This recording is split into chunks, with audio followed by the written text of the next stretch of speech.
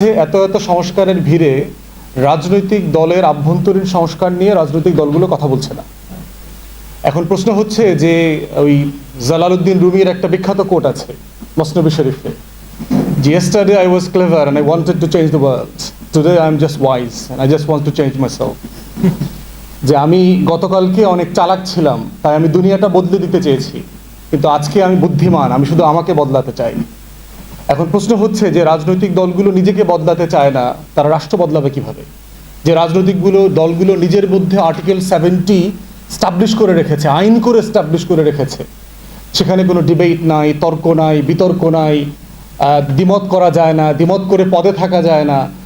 তো সেই রাজনৈতিক দলগুলো কি আসলে বদলাতে পারবে? এই আলাপটা আমি তুলছি, এবং এই আলাপটা ফর ন্যাশনাল ইন্টারেস্ট আমি তুলছি আমার ব্যক্তিগত জায়গা থেকে। কারণ সংস্কার, গণ অভ্যুত্থান, আলোচনা, পরিবর্তন, এগুলো কিন্তু খুব জটিল আলোচনা। এগুলো কিন্তু মানে জনপ্রিয়তার জায়গা থেকে এই আলোচনাগুলো করলে রাষ্ট্র ক্ষতিগ্রস্ত হবে। এটা হচ্ছে what needs to be done gets to be done, what needs to be said we should say it. তো এই প্রপোজিশনের জায়গা থেকে আমি বোধ করছি যে আপনাদের টোটাল আলোচনার প্রসঙ্গ হচ্ছে যে পলিটিক্যাল পার্টি তো আসলে আর্টিকেল 70 মাইন্ডসেটে আছে। তো আর্টিকেল 70 মাইন্ডসেটটা নিয়ে আপনারা কথা বলেছেন, একটা ভিন্ন জায়গা থেকে বলেছেন যে আমি কেন ইন্টারনেট শাটডাউন করতে চাই, আমি কেন সোশ্যাল মিডিয়া ব্ল্যাকআউট করতে চাই, আমি কেন 15 দিন শাটডাউন করে দেশের $10 বিলিয়ন ক্ষতিগ্রস্ত করলাম।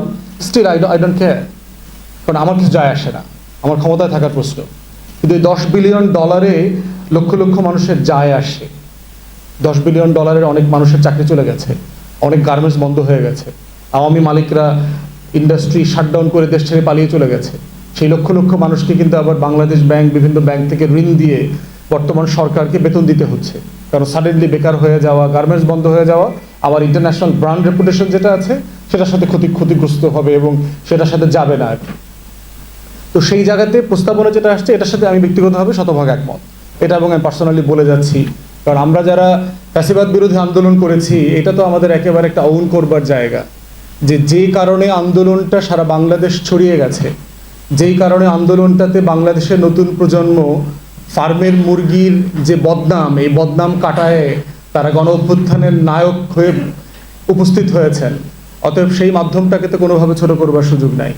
সেক্ষেত্রে আমার পরামর্শ হচ্ছে, যেটা আমি বরাবরই বলি, যে নাগরিক কমিটি যারা আছেন, নাগরিক সংগঠন যারা চালান, তারা রাজনীতিবিদদের ভাষায় কথা বলতে শিখতে হবে। অনেক বক্তব্য টেকনিক্যাল কথা আসছে, এর আগামাথায় আমি আসলে কিছু বুঝি নাই। আমাকে বলে দিতে হবে ভাই কি করতে হবে, আমি আপনাদের সাথে একমত, এটা নিয়ে আমি কথা বলবো, এবং বলে দিতে হবে চলিত ভাষায় বলতে হবে, কোনো টেকনিক্যাল টার্ম ব্যবহার করা যাবে না। আপনার এই ধরনের ইন্টারনেট, এই ধরনের ইন্টারনেট, এই ধরনের ইন্টারনেট, ভাই আমি তো এটা বুঝি না।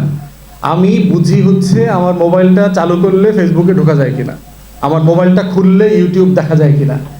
অতএব আমরা যারা এই স্টেক হোল্ডার আছি, আপনাদের সাথে একসাথে কাজ করতে চাই, আমাদেরকে বুঝাইতে হবে যে আমাদের কিন্তু সময় কম, অল্প সময় বুঝাইতে হবে, সাদামাটা ভাষায় বুঝাইতে হবে।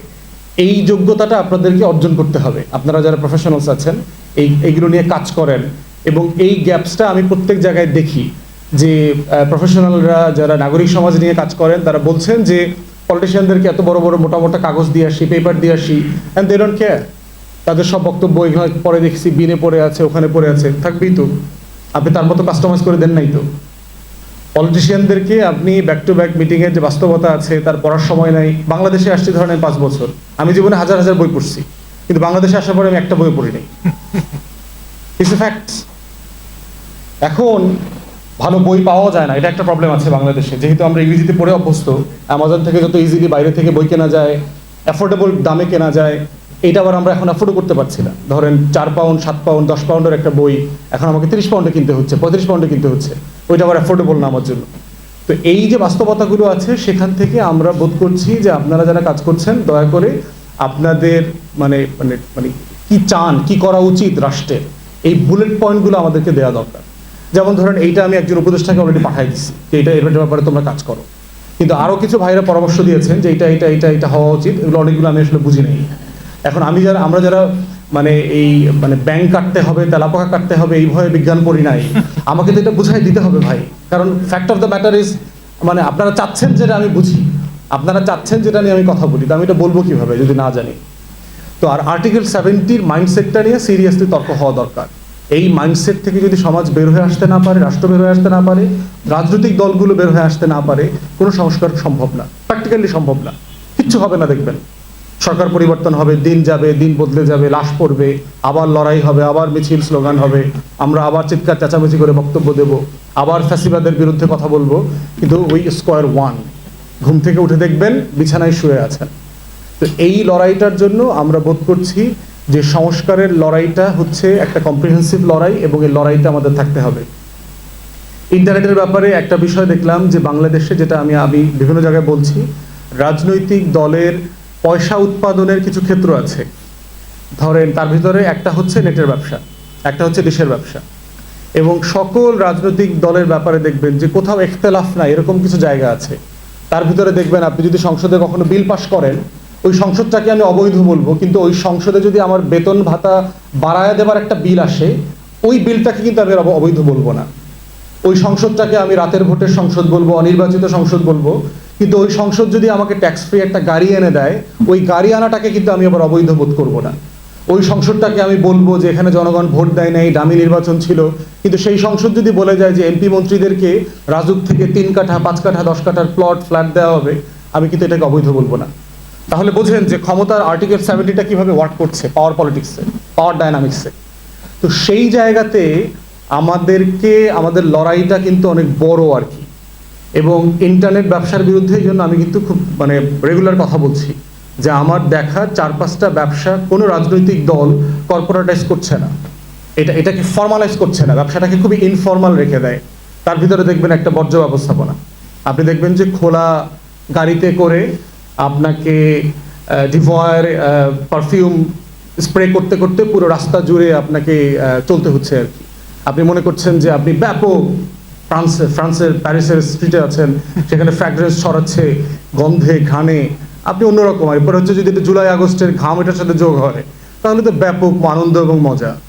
তো এইটা কেন ফর্মালাইজ করছে না? কারণ এখান থেকে প্রত্যেকটা রাজনৈতিক দলের প্রতিদিন কোটি কোটি টাকা উপার্জন আছে, প্রতিদিন পুলিশ সাথে জড়িত আছে। দ্বিতীয় দেখবেন প্রত্যেকটা মহল্লাতে নেটের লাইন যারা লাগায়, তারটা যারা লাগায়, ডিশের লাইনটা যারা লাগায়, এরা দেখবেন রাজনৈতিক দলের লোক। এবং এই চাঁদাবাজ কিন্তু পরিবর্তন হয়ে গেছে। এবং দেখবেন কোনো দল এটাকে ফর্মালাইজ করে না এই ব্যবসাটা, কারণ এইটা হচ্ছে তার কর্মী, তার চাকর বাকর লেসপেন্সার পালার উপকরণ। আমাকে লোকজন প্রায় জিজ্ঞেস করে, ভাই আপনাকে সবসময় একা দেখি কেন? আমি একাই বাসে উঠি, একাই হাঁটি, একাই রিক্সায় উঠি, তো কারণ আমার তো লেসপেন্সার নাই, তো আমি তো কাউকে ডিশের ব্যবসা দিতে পারবো না, তো সেই জন্য আমার সাথে কেউ দল বেঁধে হাঁটে না, তার কোনো আগ্রহ নাই। তো এই ব্যবসাগুলোকে অন্তর্বর্তীকালীন সরকারের কাছে আমরা বারবার দাবি করেছি, এখনো করছি, এই ব্যবসাগুলোকে প্রফেশনালাইজ করে ফেলেন। আর একটা চাঁদাবাজির ব্যবসা হচ্ছে হকার, রাস্তা ভিক্ষুক।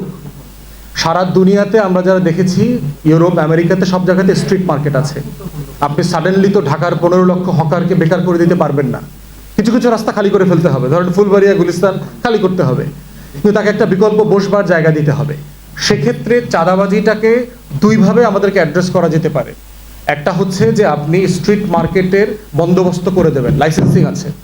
আমি লন্ডনে দেখেছি, ইউরোপের বিভিন্ন স্ট্রিটে দেখেছি, ওটা ধরেন আপনার রাস্তার উপরে 501, ওই 501 প্লটের অ্যাগেনস্টে একজন দোকানদারকে একটা লাইসেন্স দিয়ে দেওয়া হয়।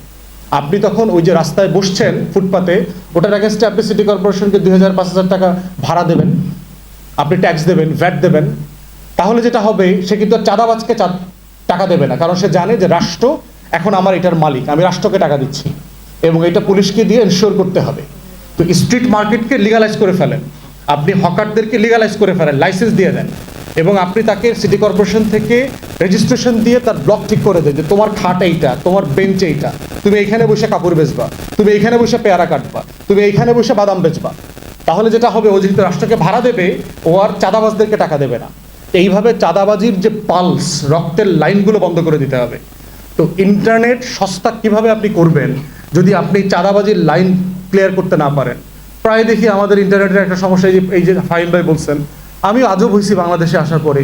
মোবাইলের একটা ইন্টারনেট, তারপরে তারের আবার আর একটা ইন্টারনেট, এরপরে হচ্ছে যে আবার ওই যে ডঙ্গল দেয়, ডঙ্গলের ইন্টারনেট আছে। তো এত ইন্টারনেট লাগবে কেন? একটা সিস্টেম দিয়ে তো আমি সব ইন্টারনেট ব্যবহার করতে পারার কথা ছিল, সেটা নাই কেন?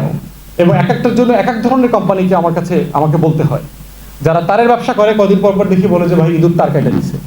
এখন ইঁদুর কাটছে না আওয়ামী লীগের লোকজন কাটছে বুঝে উঠতে পারতেছেন আপনার। তো তার কাটলেই তার 3,000 টাকা, 1,500 টাকা, 2,000 টাকার তার লাগবে। অথচ ইউরোপে আমরা দেখেছি প্রত্যেকটা বিল্ডিং এ আপনার ইন্টারনেট এবং ডিশের মানে ইনহারেন্ট কানেকশন দেয়া আছে, ওই বিল্ডিং এর ভিতরে ইনবিল্ট। শুধু ওই কোম্পানিটা এসে ওখানে কি কি করবে টরবে, একটা মেশিন টেশিন লাগাই দিবে, লাগাই দেওয়ার পরে ওই বিল্ডিং এ ডিশ থাকবে, ওই বিল্ডিং এ ইন্টারনেট আসবে, ওই বিল্ডিং এ এসি চলবে, সবই চলবে, ইনবিল্ট কানেকশন। তাহলে আমাদের যারা বিল্ডিং কনস্ট্রাকশন করছেন তাদেরকে এইটা কিভাবে একটা রেগুলেটরি রেজিমের মধ্যে নিয়ে যাওয়া যায় যে তার বিল্ডিং এর সাথে internet, dish, central heating, cooling, whatever এই টোটাল কানেকশনটা দেওয়া থাকবে। যিনি নেবেন তিনি কোম্পানিকে টাকা দিয়ে এটা ভাড়াটা নেবেন, কিন্তু ইনবিল্ট কনস্ট্রাকশনটা থাকবে। তাহলে আপনি মহল্লার ডিশের ব্যবসা, নেটের ব্যবসা খাইয়ে ফেলতে পারবেন। খাইয়ে ফেললে আপনার এই চাঁদাবাজ গ্রুপ রাজনীতি থেকে আলাদা হয়ে যাবে। অতএব এই টোটাল বলয়ের জায়গা থেকে আমাদের হচ্ছে যে মাইন্ডসেটের লড়াই, এই মাইন্ডসেটের লড়াইটা হচ্ছে বড় লড়াই। ইন্টারনেটটা কিন্তু মাইন্ডসেটের লড়াই, মনস্তত্ত্বের লড়াই। আপনারা টেকনিক্যাল জায়গা থেকে দেখছেন, আমরা দেখি রাজনীতির একটা মনস্তাত্ত্বিক লড়াই। কেন হাসিনাকে এটা বন্ধ করতে হয়েছে? ক্ষমতার জন্য। সে বোধ করছে যে আমার পপুলারিটি নষ্ট হচ্ছে, আমার বিরুদ্ধে মানুষ কথা বলছে, ছড়িয়ে যাচ্ছে। অতএব এই মনস্তাত্ত্বিক লড়াইয়ের যে অবস্টাকলগুলো গ্রাসরুটে আছে সেগুলোকে আমাদেরকে অ্যাড্রেস করতে হবে।